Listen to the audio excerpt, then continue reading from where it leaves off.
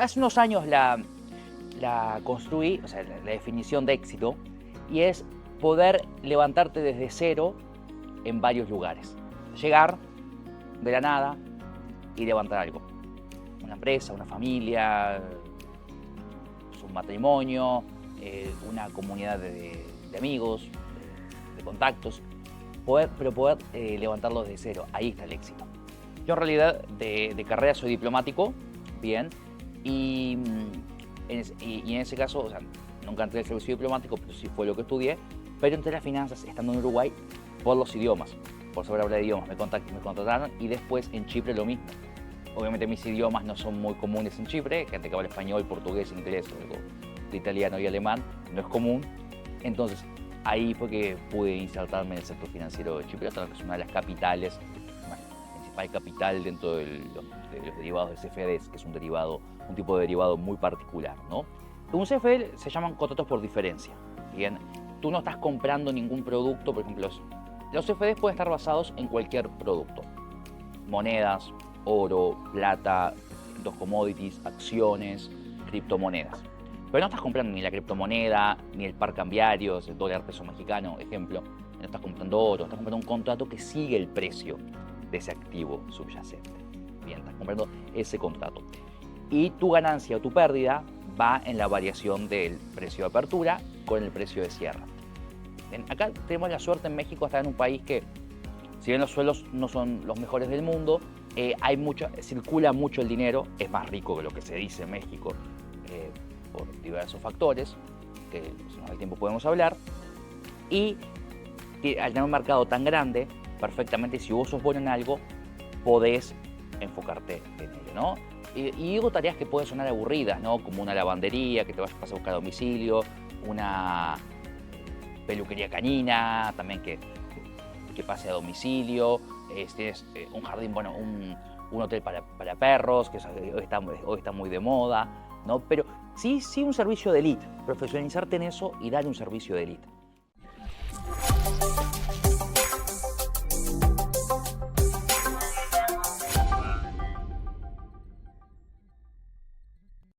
Hola amigos de Apalancados, ¿cómo están? Les saluda Andrés Ríos, bienvenidos a un podcast más. Estamos aquí en el bello puerto de Acapulco. El día de hoy tenemos un invitado muy especial que se llama Bruno Weigli, una persona que admiro y respeto mucho. Es un arquitecto en el arte de las finanzas. Y el día de hoy vamos a hablar acerca totalmente de finanzas de apalancamiento. Para eso creamos este podcast, para poder agregarle valor a las personas y que aprendan a apalancarse. Bienvenido, Bruno. Qué gusto que estés aquí, hermano. Muchas gracias, Andrés. Bienvenido. ¿Cómo ves esta vista? Espectacular, la verdad. La mejor vista con el mejor anfitrión. Eso, muchas gracias. Sin ningún tema, la verdad que fascinante. Muchas gracias, amigo. Directo al grano, amigo. ¿Puedes definir la palabra éxito para ti? Sí, hace unos años la construí, o sea, la definición de éxito, y es poder levantarte desde cero en varios lugares. Llegar de la nada y levantar algo. Una empresa, una familia, un matrimonio, una comunidad de amigos, de contactos, pero poder levantarlo desde cero. Ahí está el éxito. Eso, me encanta tu respuesta porque lo has vivido. Sí. Has vivido la forma en que se construye, viajes de un país. Hay que mencionar que para nuestros amigos apalancados que Bruno es uruguayo y vivió muchos años en Chipre y se fue, vamos a decirlo así, con un objetivo, pero en la aventura también, ¿no? Te moviste, fuiste allá, iniciaste de cero, sin contactos. ¿Me podrías apoyar y a toda nuestra comunidad a darles consejos de qué haría una persona o qué tiene que hacer una persona para poder iniciar de cero, sin contactos, en una ciudad nueva, cómo apalancarse? Bien, primero tienes que ver qué tenés y qué podés llevar. Esa tal vez es una forma en la que me gusta pararme siempre, llegar a un lugar y ver qué puedo aportar, no qué puedo obtener de él, ¿no?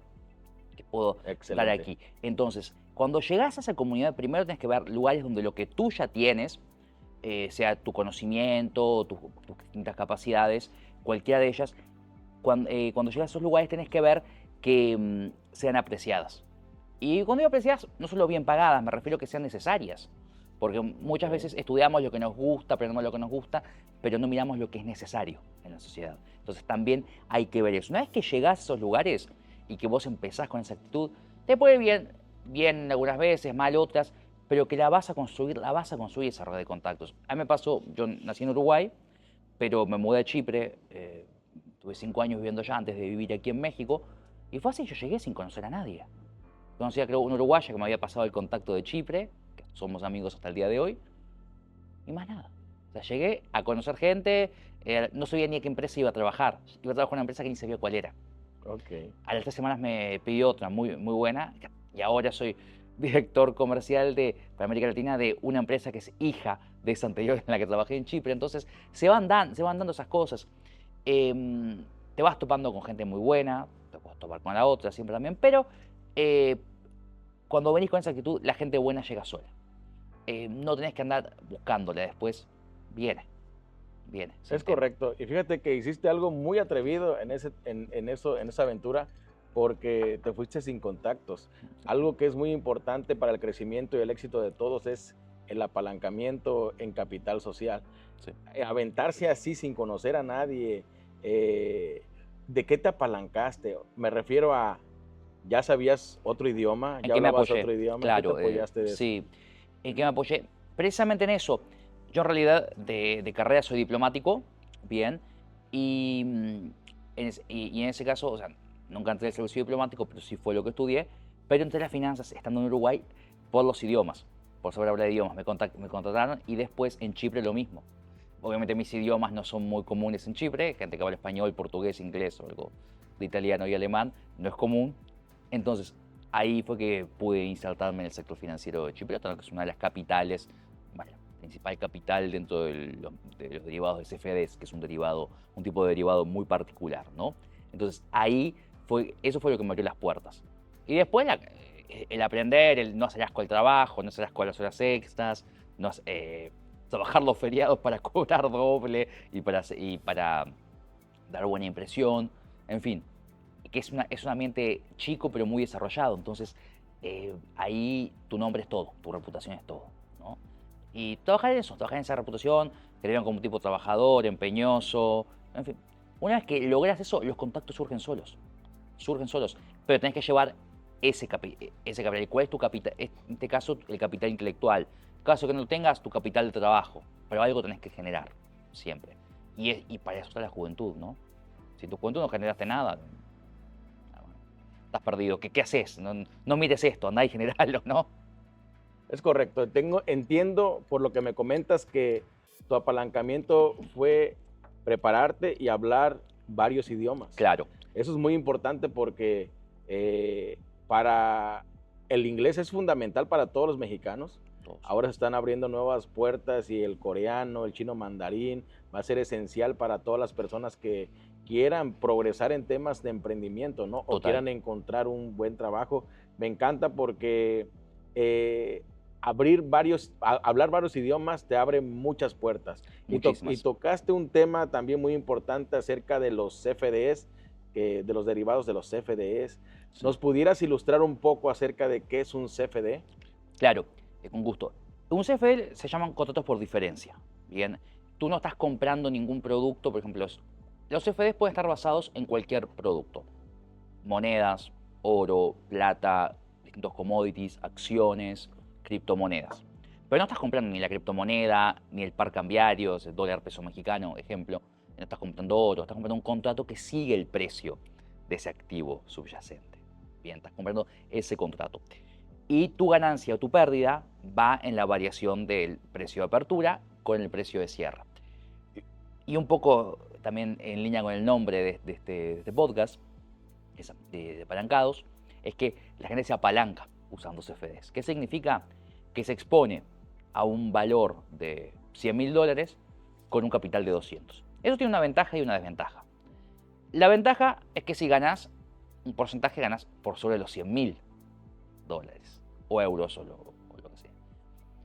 Pero si perdés sobre eso. Y si solo tenés $200 de capital real que te sostienen eso, valiste, ¿no? Entonces es un producto muy arriesgado, con mucho potencial de ganancia, pero en que hay que tener muchísimo cuidado para manejar. De acuerdo. Estamos hablando del mercado Forex, en este caso, el tema de los CFDs. Exacto.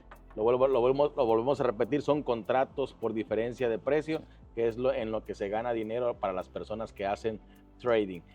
Hay muchos mitos acerca de esto del trading, de que se gana, no se gana. Yo me dedico a eso, ¿no? Y yo lo puedo explicar y lo he explicado en algunos videos, pero me gustaría que me apoyaras tú a dar tu opinión acerca de la desinformación o de la mala información que se transmite acerca del trading. Sí, es que esa mala información se dio precisamente por gente poco ética que ensució el mercado y que desgraciadamente lo sigue ensuciando. Bien, veo casos de esos todo el tiempo. Ahora bien, hay mucha gente que dice, no, el trading sirve solo si el cliente pierde, porque, a ver, hay algo real, y no vamos a mentir. En el trading, tu contraparte es el broker. Entonces, pero el broker también no necesariamente se necesita quedar con tu orden. La puede mandar a un proveedor de liquidez. ¿Qué es? Es un broker de brokers. Es, ok, buenísimo. ¿Y después qué pasa? El proveedor de liquidez, ¿qué? La manda al mercado interbancario, donde hay gente que compra y vende monedas todo el tiempo. Y ahí se resuelve. Bien, ahí se resuelve. Si se hace bien, así es que funciona. ¿Me ayudas a definir proveedor de liquidez? Sí, es un broker de brokers, lo que sería, ¿no? Es, cuando vos sos trader, te tu cuenta en un broker. Luego el broker se la abre en un proveedor de liquidez para mandar tus órdenes a ese proveedor. Correcto. Ese proveedor machea órdenes de compra y venta y el remanente lo abre en un banco. Okay. Así es que funciona. Y está el mercado interbancario, que es enorme, ¿no? Creo que el más líquido del mundo, sí. El mercado de monedas, si no me equivoco, creo que son aproximadamente unos 7 billones, o sea, 7 millones de dólares al día que se operan. Sí, entonces eso es lo que tiene, y por eso es un mercado que sí es sustentable. Lo que hicieron los brokers de CFDs es democratizar el acceso. Y creo que a futuro en las finanzas se van a ir democratizando varios vehículos que hoy en día son recursos, patrimonio de unos pocos, ¿no? Y que poco a poco se irán democratizando. Y en eso estamos trabajando. Me parece muy interesante lo que comentas. Y ahora vamos a entrar a un bloque de preguntas en un sector más patrimonial. ¿Cómo diseñas una estrategia para crear patrimonio desde cero? Bien, primero hay que ver, ¿es una persona que empieza, que no tiene, hablando mal y pronto, un peso partido al medio, o es alguien que ya tiene ahorros y que después quiere invertirlos y vehiculizarlos? En el caso de que empiece desde cero, bien, de que sea una persona que no tiene ni educación financiera. Nada, no tiene peso, no tiene nada. Primero, enfocarte en lo que sos bueno. Acá tenemos la suerte en México de estar en un país que, si bien los suelos no son los mejores del mundo, circula mucho el dinero, es más rico que lo que se dice en México por diversos factores, que si nos da el tiempo podemos hablar, y al tener un mercado tan grande, perfectamente, si vos sos bueno en algo, podés enfocarte en ello, ¿no? Y digo tareas que pueden sonar aburridas, ¿no? Como una lavandería, que te vas a buscar a domicilio, una peluquería canina, también que pase a domicilio, tienes un jardín, bueno, un hotel para perros, que hoy está muy de moda, ¿no? Pero sí un servicio de élite, profesionalizarte en eso y dar un servicio de élite. Puedes empezar trabajando y después poco a poco te vas abriendo un sector. Hay un tema que es la liquidez, ¿no? Que te genera cierto respaldo. Una vez tenido eso, ya vas empezando a construir patrimonio. Y ahí volvemos al apalancamiento. O bien podés, una vez que ya tenés ese negocio, registrar tu marca. Empezar a hacerla popular. Después ahí pedís un crédito privado, crédito que no se pide en los bancos, que se piden en family office, que son familias de dinero que prestan, o en distintas instituciones, los fondos, ya sean mexicanos o extranjeros, para seguirte expandiendo.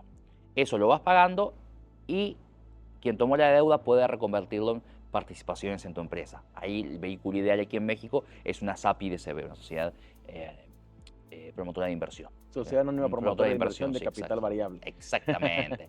Buenísimo. Entonces ahí es un ejemplo, ¿no? Pues una lavandería, lo haces muy bien, pones una segunda en otra alcaldía, esto yo lo miro desde Ciudad de México, que es donde vivo, y ahí poco a poco vas ampliando. Eso ya te genera un patrimonio.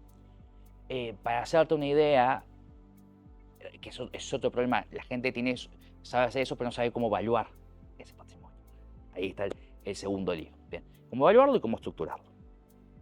Vos lo podés estructurar poniéndolo bajo un fideicomiso, por ejemplo, el fideicomiso bancario, o decir, más que nada para ahorrarte temas de líos de sucesión, no es para evadir impuestos ni nada, porque los impuestos hay que pagarlos, el SAT te los hace pagar igual, pero sí para al menos decir, ok, lo pongo todo bajo un vehículo, es inembargable. Esto yo lo cuento porque es la ley de obligaciones y crédito, ¿no? LGOT, de títulos, de titularizaciones y crédito. Entonces, ahí lo que hace la persona tiene su cadena de lavanderías, bien, ya tiene su marca, la puede franquiciar a tus estados con el know-how.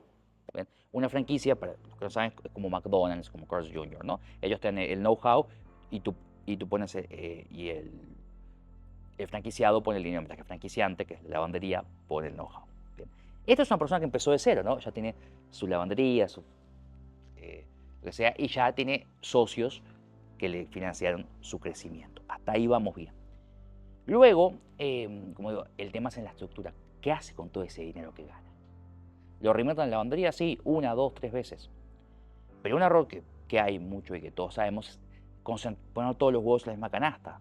Las abuelas lo decían, poner los huevos en distintas canastas. Bueno, acá lo mismo. Hay que diversificar. Y hay de ahí varias maneras. Obviamente hay inversiones en bolsa. Yo ahora una de las cosas que estoy haciendo es productos estructurados para que la gente tenga el capital garantizado y a su vez un potencial de ganancia interesante. Luego, precisamente pueden contratar un asesor patrimonial y fiscal que les arme las estructuras, les dé estrategias que le permitan diferir impuestos sin incumplir con el SAT, que eso es posible. Pues, hay una estrategia puntual, pero para todo hay estrategia. Para todo hay. Pero incluso hasta para empezar un negocio, como lo mencionaste, sí, sin dinero tuyo.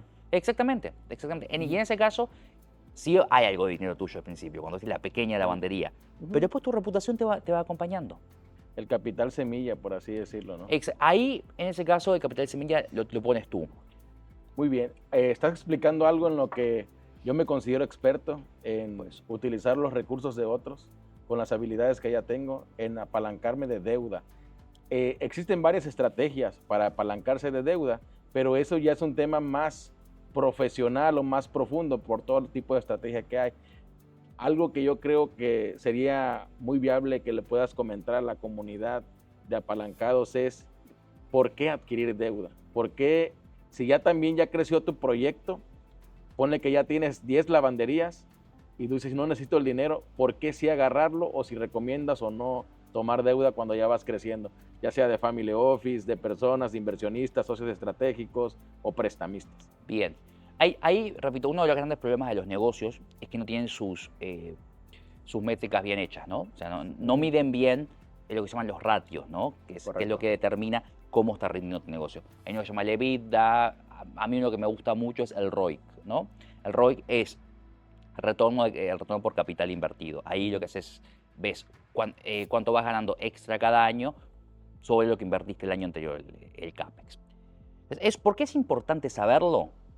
Porque la rentabilidad, bien, de cada peso invertido tiene que ser mayor, y cuanto mayor mejor, cuanto mayor la diferencia mejor, que el costo de obtener capital. Porque si vos me decís, ok, tomo deuda a un 20%, pero mi ROIC es 10%, no conviene. Estoy destruyendo capital,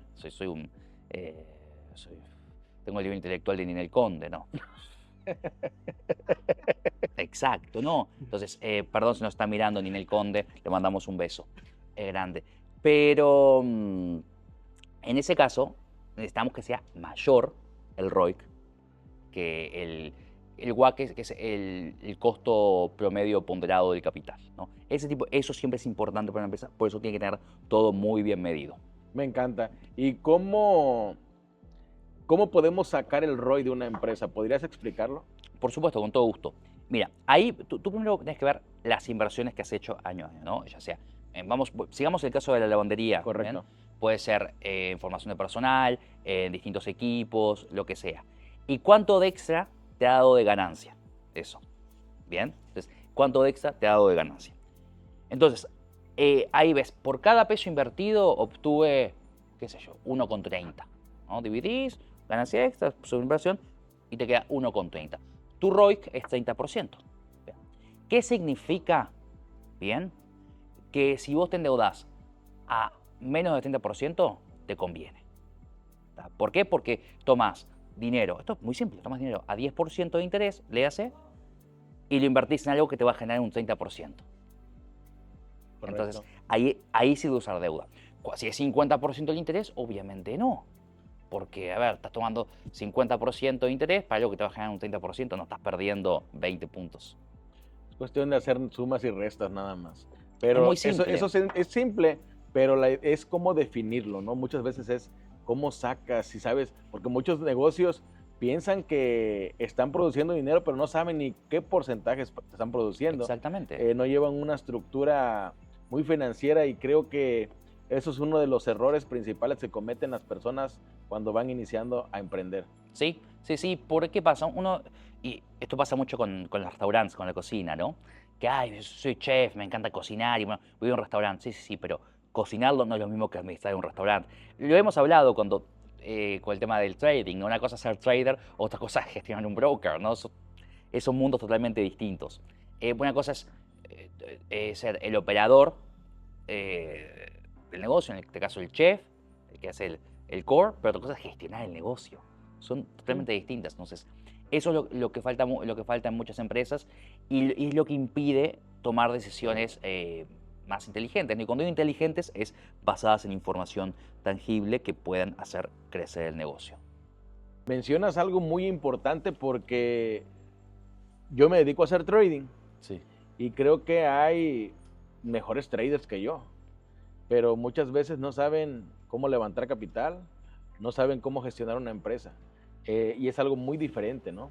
No es lo mismo, y lo digo con todo respeto para todas las personas que tienen una carrera, ser doctor que ser el dueño de un hospital. No es lo mismo ser arquitecto o ingeniero que ser el dueño de una constructora. Entonces muchas veces, y esto es un consejo para todas las personas, nos enfocamos en estudiar, pero no nos educamos en otros temas de crecimiento. Y bien lo mencionaba alguien en otro podcast, mi socio Alfredo decía... Lo del despacho jurídico. Sí, deberían de enseñarme a administrar un despacho, deberían de enseñarme a administrar el negocio, ¿no? ¿Qué consejo le darías a las personas que están estudiando una carrera y que quizás quieren ser doctores, quieren ser arquitectos, quieren ser veterinarios, lo que sea? ¿Qué consejo le darías para que puedan exponenciarse y no nada más quedarse en un trabajo, sino pasar de ser empleado a ser empresario? Una de las principales cosas que recomendaría, un poco lo que tú decías, es metizar todo lo que sabe. Luego, generar valor. ¿A qué le llamamos generar valor hoy en día? Porque uno dice que generar valor, generar más ganancias. Sí, claro. Eso es valor financiero y es vital. Pero ¿cómo llegamos a eso? Haciendo lo que nadie quiere hacer. Entonces, si tú eres un doctor, por ejemplo, ok, bueno, ¿qué áreas de la medicina están poco cubiertas? ¿Okay? ¿Cómo puedo ir a cubrirlas yo? Y obviamente que tengan cierto costo. Especialízate, no sé, en la cura de cierto tipo de cáncer. Muy de nicho. Y ahí te vas a trabajar en algún hospital de Estados Unidos un tiempo y luego abres una clínica. Te vas a volver millonario. Pero, ok, tienes que saber administrarte bien. Y cuando te administras bien, puedes abrir una segunda clínica, una tercera y una cuarta en distintos estados. Bien.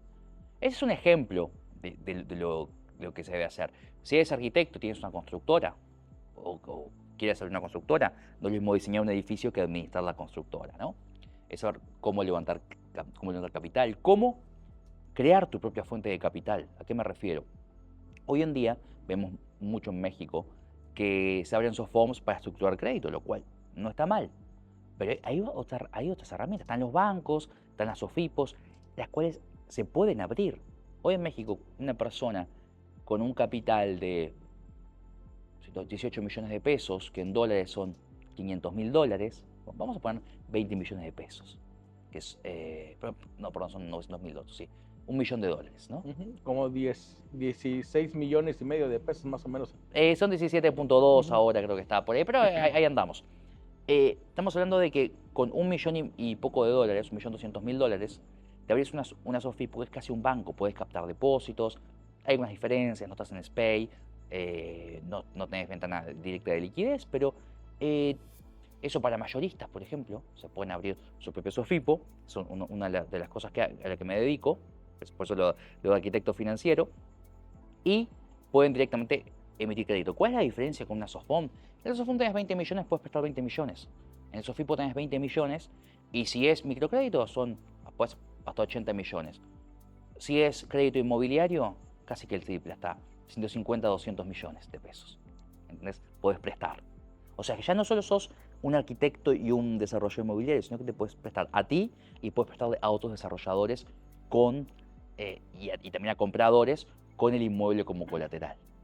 Y eso se puede hacer. Está en el derecho financiero mexicano, está el dinero, hay empresas que te invertirían. Eso se proyecta que puede tener una TIR, una tasa de retorno de por lo menos 37% anual, por lo menos, si no es que más. Yo creo que más, honestamente. Pero bueno, eso es lo que yo recomendaría siempre desde donde estés, un paso más. Tienes tu empresa, estructurarla mejor. Si ya eres un mayorista, multiplica el capital. Y los dos vehículos importantes aquí en México son los bancos y las SOFIPOS. Perfecto. Me encanta lo que dices y me trae una pregunta que espero la pueda diseñar muy bien. A ver, yo puedo tener capital. Sí. Puedo tener capital para crear una SOFIPO. Sí. Pero ¿qué convendría más? ¿Crear una SOFIPO y prestar el capital? ¿O puedo tener el capital sin crear la SOFIPO y dar préstamos a personas o comprarle participación de su empresa? También.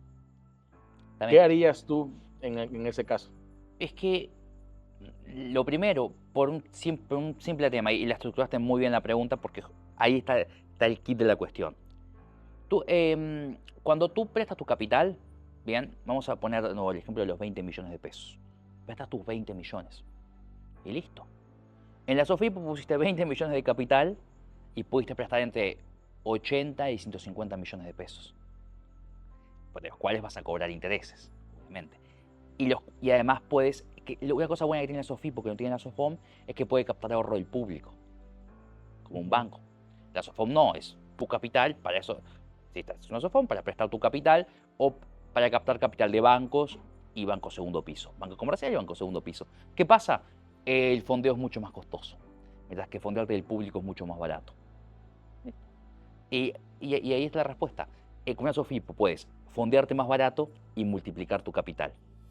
Me encanta porque me das respuestas bastante estratégicas, bastante profundas, que para poder comprenderla muchas veces pues necesitas ser financiero, pero está explicando muy bien para que la gente de Apalancados pueda entender ese tema del apalancamiento, de las estrategias, de los temas financieros. En la situación en México, por las cuestiones políticas o las políticas monetarias, por todo lo que se está llevando a cabo de la inteligencia artificial, ¿qué nos recomendarías para el día de hoy apalancarnos hoy en este país? Bien, ahí va a depender mucho la situación de la persona, ¿no? Va a depender mucho de la situación de la persona. Primero, hay varios productos. Yo, por ejemplo, creo uno llamado notas estructuradas. Bien, estas notas lo que buscan es que la persona con un enganche entre y pague mes a mes hasta cierto periodo de tiempo. ¿A qué apuntamos con eso? A solucionar varias cosas.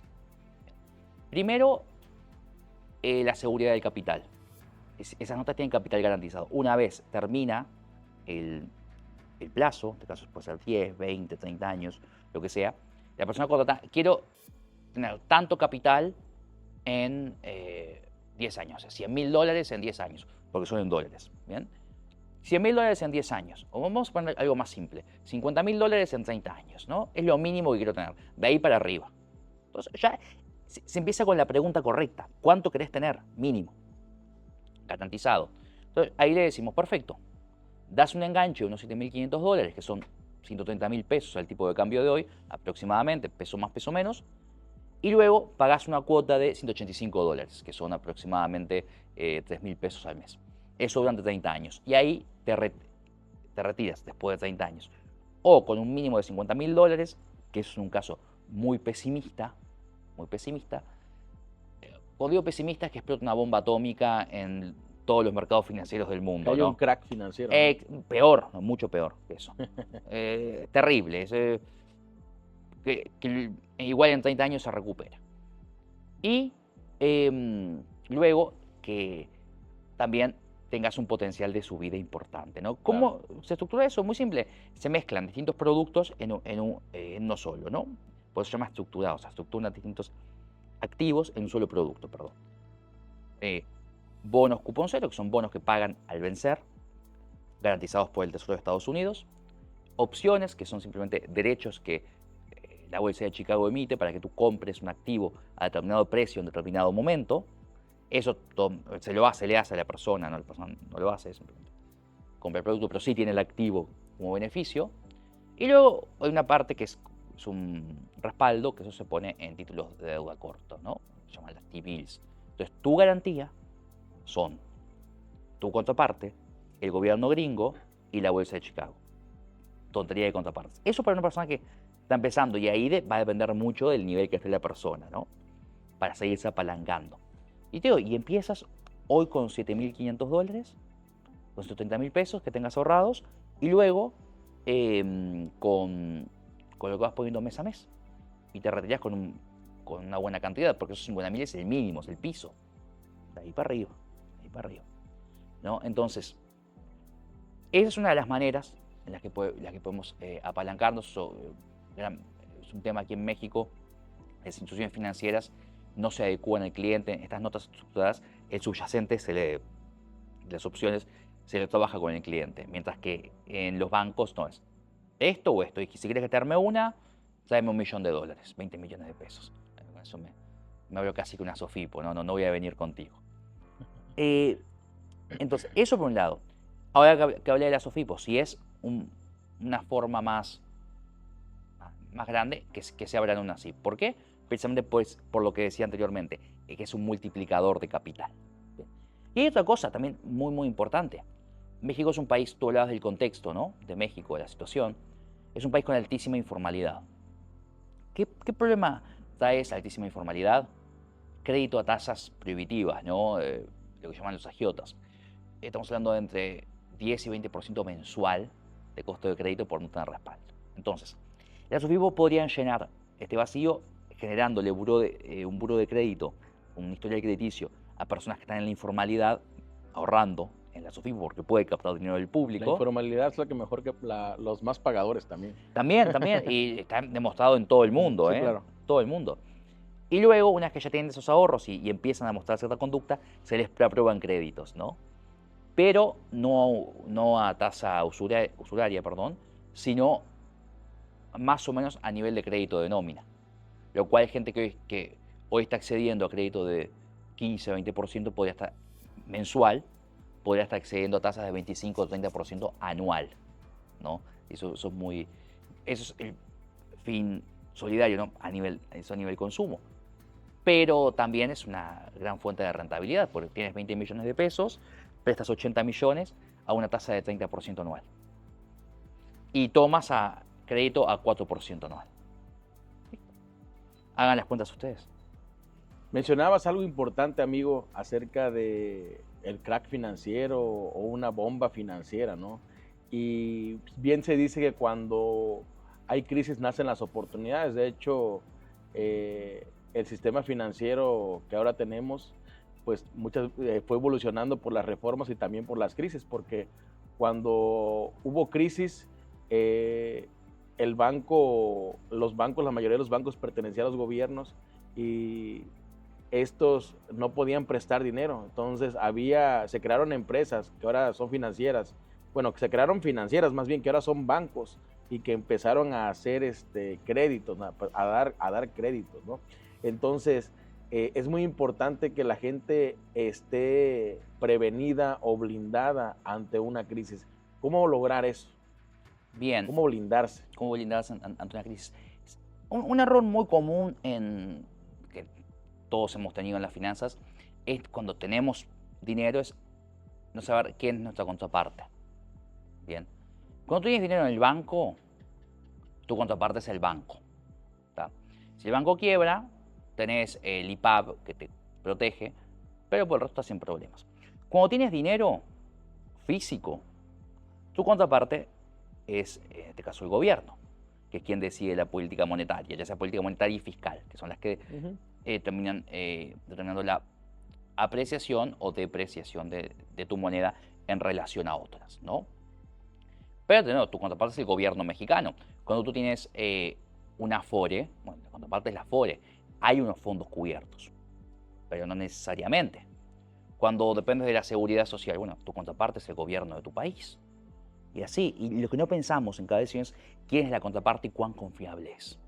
Entonces, lo primero es poner tu dinero con contrapartes confiables.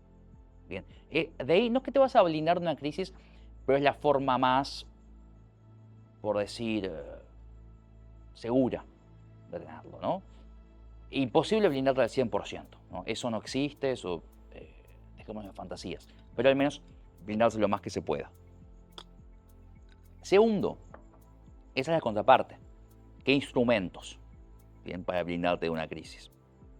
Bien, siempre pasa que los instrumentos que más dan son los que en una crisis más se ven afectados, ¿no? Entonces siempre hay que tener una parte, más que nada en momentos de mucha euforia en los mercados, bien, una parte en instrumentos de bajo riesgo y muy alta liquidez. Ejemplo, notas del Tesoro de Estados Unidos a corto plazo, notas del gobierno alemán también, lo llaman Bund, ¿no? Pero para ponerlo, también a corto plazo, porque es un gobierno muy seguro, bien, no digo el suizo porque ya paga tasas muy bajas, pero sí deuda del gobierno estadounidense, que no va a quebrar, digan lo que digan, y del gobierno alemán, que controla el euro, así que tampoco va a quebrar. Entonces, ahí ya estás eligiendo, yo estoy eligiendo como contraparte el gobierno alemán y el gringo, el mexicano, no el peruano, no el español, no el que sea. Eso es empezando. Luego, es una estrategia, la parte conservadora de la estrategia para blindarte en las crisis. Pero luego también hay que, en momentos de crisis, toda esa parte de liquidez que tenés, usarla para comprar activos que han caído mucho, ¿no? Eso también. Sumado que ahora las crisis ya no son tan cíclicas, sino que son por sectores. Eso es otra cosa. Hoy estamos en una crisis, pero ¿de qué sectores? Bien, estamos en un boom de unos sectores y en una crisis de otros. Crisis como la de 2008 difícilmente se vuelvan a repetir, al menos a nivel mundial, ¿no? Lo máximo que podemos tener es lo de ahora. Suba el petróleo por el estrecho de Hormuz. Claro. Bien. Entonces, ¿qué recomiendo? Y vete con contrapartes seguras. Compra acciones de empresas que tengan fijación de precio, una fijación de que lo llaman moat, ¿no? Barreras defensivas, que sean cuasi monopólicas. Y ahí te proteges de una crisis. Empresas que tengan contratos con gobiernos serios, también. Ejemplo, yo ahora en febrero armé un portafolio de unas cuantas empresas, ¿no? Me fue mejor que el S&P 500 en estos meses, pero peor que el Nasdaq, sin duda, y mejor que el MSCI Mundial, que es un índice de todos los mercados del mundo, ponderados, ¿no? MSCI es un productor de índices. Morgan Stanley, de Morgan Stanley, es una empresa propia. Bueno, ahí, ¿en qué nos enfocamos? Enfocamos en empresas productoras de oro, ya sea mineras como royalties, que es un sector, en empresas con contratos con gobiernos y con contratos de defensa, que irónicamente bajaron, empresas de electrificación, ¿bien? Y ahí vamos a otra cosa, que es ver lo que es el contexto, ¿no? Que hablábamos del contexto y la ejecución. ¿En qué contexto estamos? ¿Qué está pasando en el mundo ahora? Bueno, me posiciono a donde se va.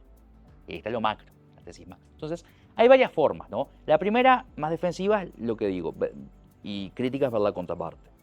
Cuando compras una acción, la contraparte es la empresa de la acción que compras. Cuando compras deuda, es la empresa o el gobierno al que le compraste deuda.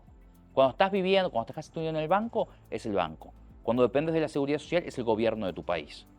Vos elegís quién querés que sea. ¿Vos querés que el que te deba sea el gobierno gringo o el gobierno mexicano? Cada uno decide, depende.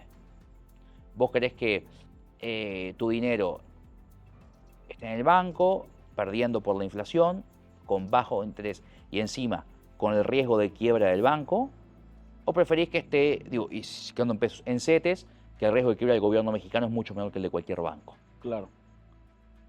Ahí tenés que preguntártelo. ¿Preferís que esté en títulos de deuda gringos, que están en dólares? Históricamente el peso mexicano, y sin incluir los años de la crisis, en mediana se deprecia 3,5 anual comparado al dólar. Bueno, son decisiones, pero tenemos que tener la evidencia para saber tomarlas. Sí, mencionaste algo muy importante y ahí me surge otra pregunta. ¿Tú crees que el sistema está diseñado para que la gente no cree riqueza? En realidad se dice mucho eso. A ver, vamos por partes. Vos podés subsistir, ¿bien? Y cuando estás en el nivel de subsistencia, sí, se cree para que no. Y a su vez, muchas veces nos ponen tantas trabas, y esto todo en México es fácil, mucha gente no las cumple. Digo, no estoy diciendo nada que no se sepa, ningún secreto, pero sí, sí creo que salir de la subsistencia es complicado. Una vez que vos ya lograste empezar a armar tu patrimonio, yo creo que al contrario, nunca fue tan fácil construir riqueza. ¿Por qué? Por toda la información que hay, podemos invertir a un clic, podemos armar un portafolio a un clic. Hoy con la IA muchísimo más. Pedís una información, te la da toda condensada, de distintas fuentes confiables. No me refiero solo a invertir, me refiero a cómo estructurar todo, ¿no? Haciendo las preguntas correctas, yo creo que hoy en día es más fácil que nunca. Por la calidad de vida que tenemos, todo, no, realmente, hoy es más fácil que nunca. Y cuando me dicen, no, a México no se puede, a ver, digo, ¿te sentaste a estudiar Derecho Comercial y Financiero Mexicano? No, entonces, no digas que no se puede. Se puede, obviamente. Y no digas que el sistema está diseñado contra vos, no está diseñado contra vos. ¿Cuántos bancos aprobaron en la gestión pasada de Banxico? Esta última no tanto, pero con el gobernador anterior de Banxico. Más que nunca en la historia. Entonces ahí es que tenemos. Y yo digo bancos porque lo que conozco, ¿no? Pero ¿cuántas empresas se crean todo el tiempo? ¿Y tú crees que se puede confiar en los bancos para crear o para construir patrimonio? Para crear o construir patrimonio. Cuando te refieres a confiar, ¿en qué sentido? En que lo que mencionaste hace rato, que muchas veces quiebran, ¿por qué quiebran? Son dos cosas. ¿Cuáles son los riesgos? Son dos cosas distintas. Una cosa, yo le decía banco para tú ser un banco, uno ser un banco, ¿no? Que ahí es muy beneficioso. Aunque sí hay muchas reglas que cumplir, ¿no? Y puede estar la banca en las sombras, que son las aseguradoras, los fondos de pensión, los hedge funds, etc. Pero en los bancos, si vos necesitas liquidez inmediata y tenés hasta lo equivalente a 400.000 UDIs, que son casi unos 4 millones de pesos, no llegan, pero está creo que 8,7, 9 pesos cada UDI, bien. En ese caso, sí, podés confiar, porque es tu cambio chico. Pero si ya son montos grandes, bueno, la cosa cambia. Si tenés más de 4 millones de pesos, la cosa cambia. Porque si tenés 10 millones de pesos en un banco y el banco quiebra, el IPAP te da solo 4 millones. Sí, claro. Y hasta menos. Sí, vamos a suponer que sí, te dé eso. Y además va a demorar tiempo en dártelo. Sí. Mientras que estos 6 millones le puedes ir diciendo adiós. ¿Por qué quiebran los bancos? Ha pasado que han quebrado, pero ¿por qué? Mucha gente dice quebró un banco, pero no saben por qué, no la verdadera historia. No saben por qué. Bien, un banco tiene que tener... Hay que ver, a veces los cierra el regulador, a veces quiebran directamente, ¿no?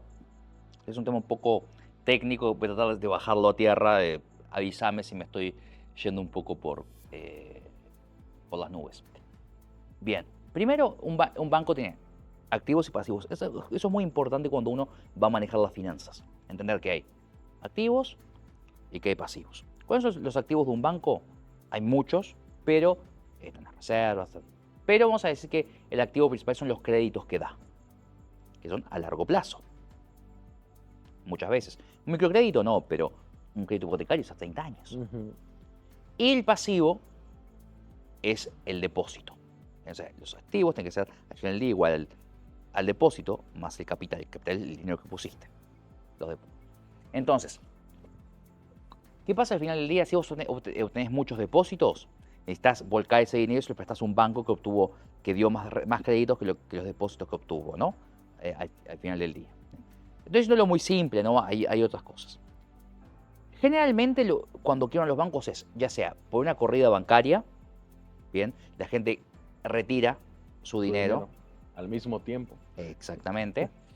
Ese fue el caso de Silicon Valley Bank, ¿no? Silicon Valley Bank era un banco que estaba basado en Silicon Valley, que es este hub tecnológico en Palo Alto, en California. Esto un poco para la audiencia, contar un poco qué es Silicon Valley. Y este banco lo que buscaba era recibir dinero de estos, recibir depósitos de estos popes de Silicon Valley. ¿Cuál era el problema? Bien, que ¿cuál fue el detonante? Porque siempre hay un detonante. La gente empezó a retirar dinero. Y además, otra cosa, ellos han invertido parte de los activos, bien, esos activos, en deuda. ¿Por qué? Porque están teniendo cierto ratio de liquidez, pero en deuda a largo plazo. Cuando en realidad tienen que tener liquidez a corto plazo, deuda a corto.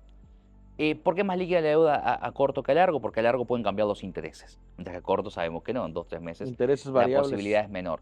Es otra cosa, pero sí. No que sean variables, son fijos, pero como cambia la tasa de referencia, si el interés es fijo, 6%, pongámosle, eso hace que el valor de ese bono más a largo plazo, de esa nota, sea más variable que en uno a corto plazo.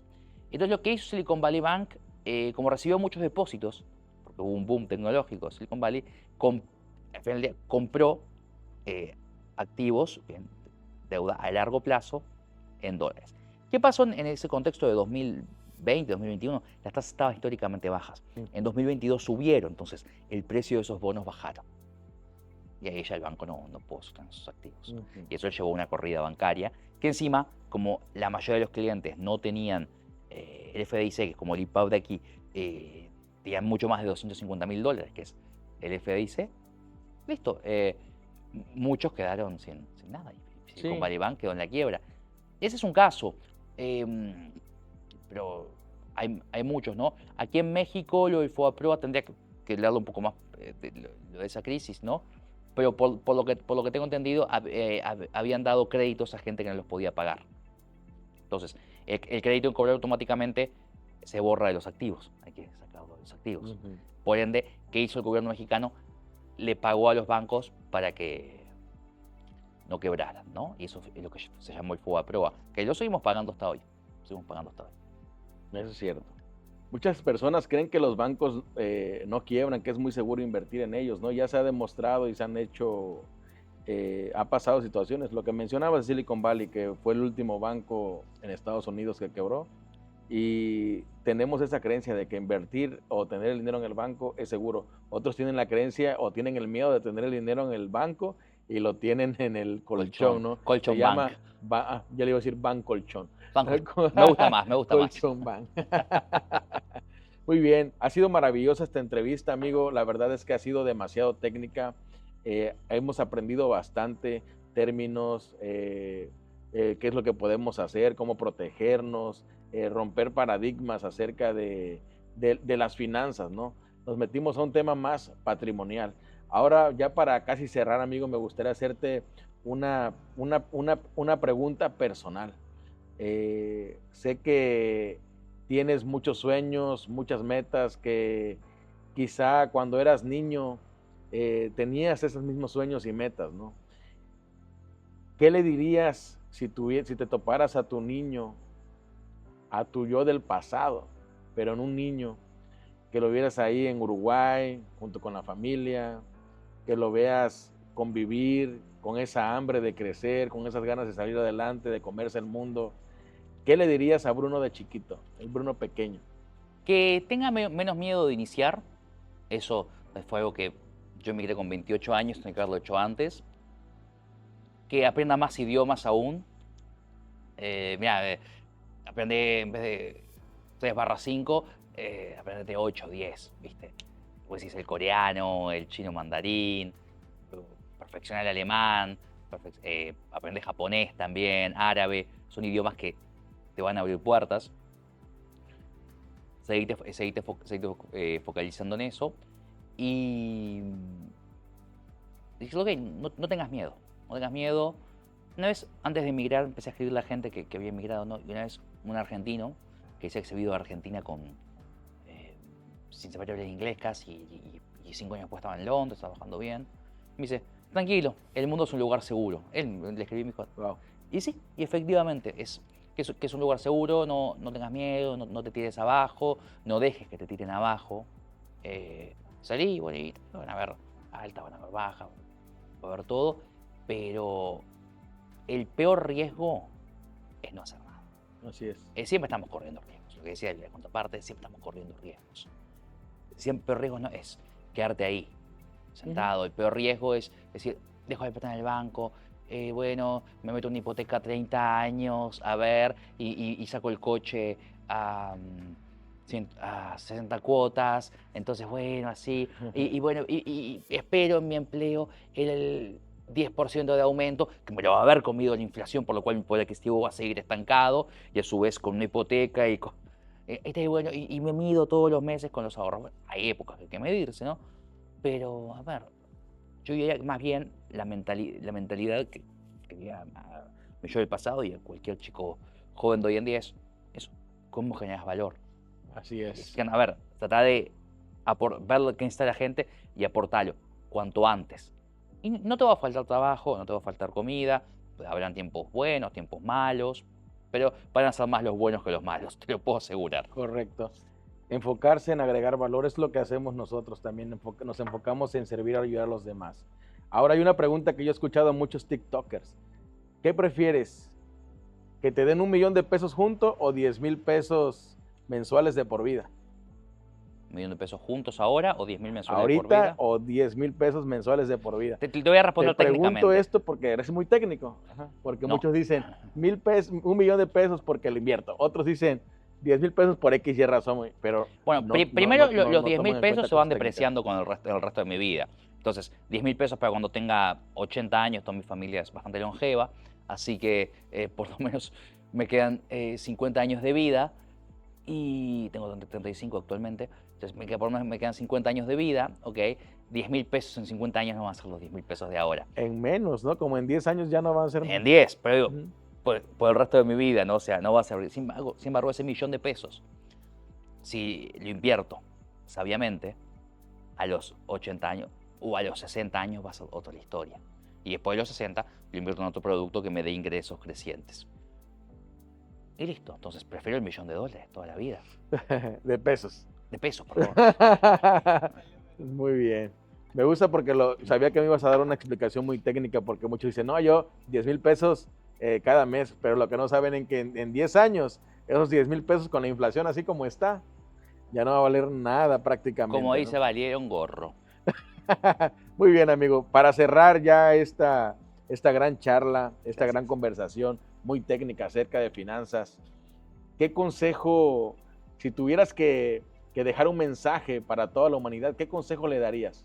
¿O qué les mencionarías? No me considero con la potestad o para darle un consejo a la humanidad, ¿no? Lo que les puedo decir es que a mí me funcionó, y bueno, ustedes luego vean si les funciona o no. Salgan de su entorno conocido, sean multiculturales, conozcan gente. Eso es lo que transforma el mundo en un lugar mejor. No prejuzguen por cultura, nacionalidad, color de piel. Los únicos prejuicios que hay que tener es gente vaga y gente encajosa o gandalla. Aléjense de esa gente. Pero acérquense al resto sin ningún tipo de prejuicio. Yo creo que ese es el mensaje, y trabajen mucho. Porque las cosas no se construyen solo en un escritorio de 8 horas, no, se construye yendo a buscar, yendo a terreno, tú bien lo sabes. Así que, si doy un consejo, salgan, conozcan gente y sin ningún tipo de prejuicio.